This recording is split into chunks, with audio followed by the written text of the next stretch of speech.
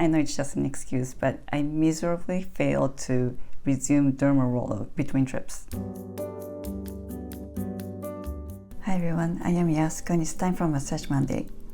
Back in April last year, I did a video on Derma roller on scalp to see if it will help grow my hair. I said I will try it once a week for 6 to 9 months. So I did it diligently for 5 weeks. Then I started traveling. In May, I went to Portland, Oregon to see Mr. Yoshida, the founder of Yoshida Sauce, and Ken Honda, the author of Happy Money. By the way, if you haven't tried Yoshida Sauce, you have to try it. I'm not a big cook, but it's so good and versatile and it makes my cooking super easy.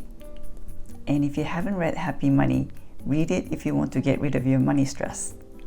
He now has Money EQ course on mindvalley.com. I highly recommend you check out his free masterclass on money to heal your money wounds. I'll put the link below. Anyway, that was May. Then I toured around Japan in June with my friends. And I went back to Portland in August to attend Mr. Yoshida's charity event at his now donated estate. Yes, he donated his 15-acre estate to a children's hospital, so children with cancer can be treated. Amazing. From there, I went to a camping trip at East Haiti in Washington. Then I went to San Jose to attend the Wim Hof event to dip in the ice bath. Came back and went to a Chargers-Broncos game and went to Hawaii all in the same week.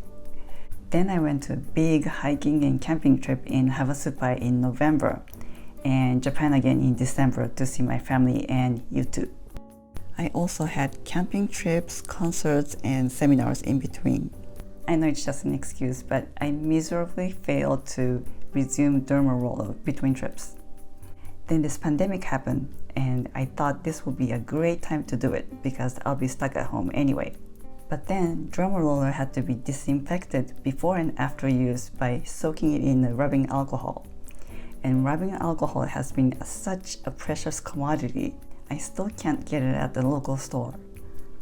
This is the only bottle I had during the lockdown and I'm still using it sparingly.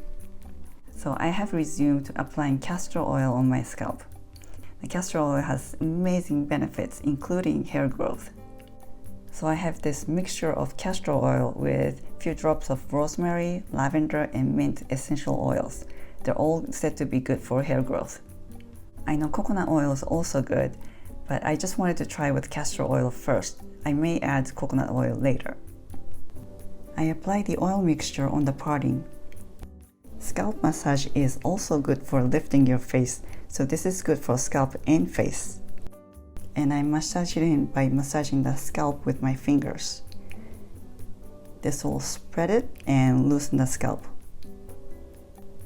I'm not rubbing over the scalp with my fingertips. I'm moving the scalp on different sections. When you loosen the scalp, you will have better circulation, which leads to better nutrients delivered to the hair roots. I massage the hairline in the front.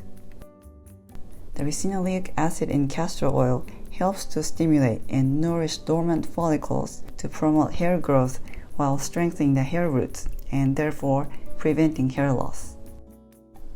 Rosemary essential oil promotes circulation and nerve growth and prevents premature graying. It's antimicrobial, antibacterial, antifungal, and hydrates dry scalp.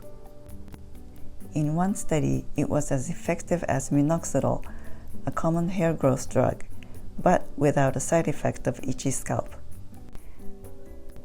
I massage the sides too because I know this helps to lift the cheeks and good for the eyes. I also use the flat part of my fingers to loosen the scalp. Lavender essential oil is antimicrobial and antibacterial to maintain the clean scalp health. In one study, lavender oil grew hair faster than without lavender oil on mice. Lavender oil is very relaxing, which may help you de-stress because stress can be the cause of the hair loss. Peppermint essential oil is also antimicrobial to combat dry, itchy scalp, and it promotes circulation. Menthol, which is the big part of peppermint oil, is known to widen the blood vessels, which increases the blood flow. In one study, it performed even better than Minoxidil. I'll put the links to all the studies I've mentioned in the description. Thank you, mice, for sacrificing. Press the acupressure points. I have a video on that too, so I will include a link.